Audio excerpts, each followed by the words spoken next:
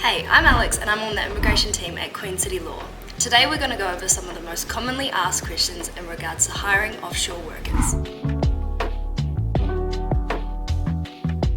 First question, what is the process when hiring migrant workers from overseas?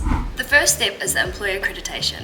Immigration New Zealand wants to know that you are a good and compliant employer. The second step is the job check. This is where we show Immigration New Zealand that there are no local Kiwis that can take on the job. The third step is the migrant check. This is showing that the candidate for the role is qualified for the position on offer. Question 2. What is the estimated time frame when hiring overseas? Each step in the accreditation process has different time frames.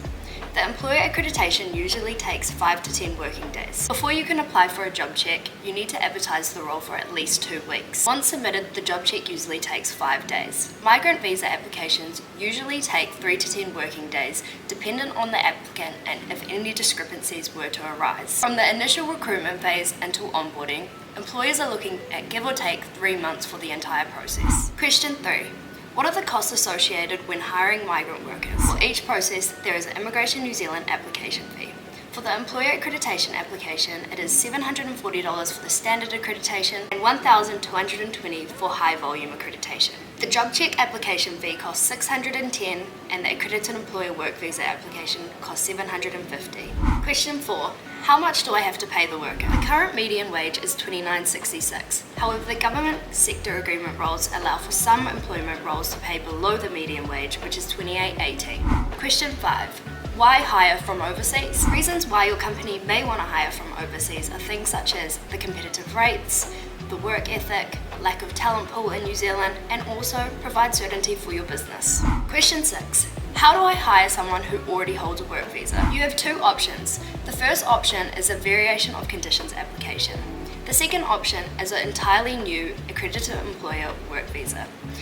In both instances, you will need to pay the median wage of $29.66. Question 7.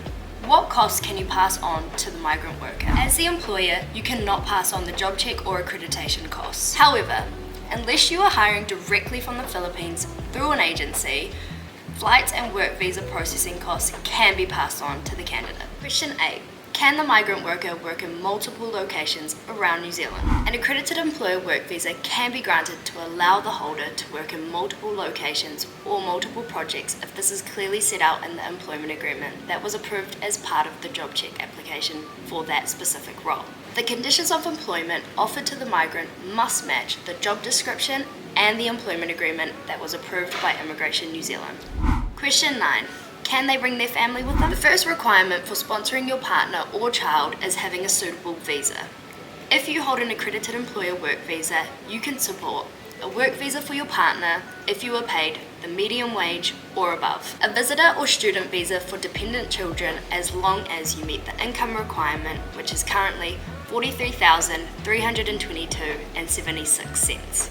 Question 10. If I need help with the process, how can Queen City Law help?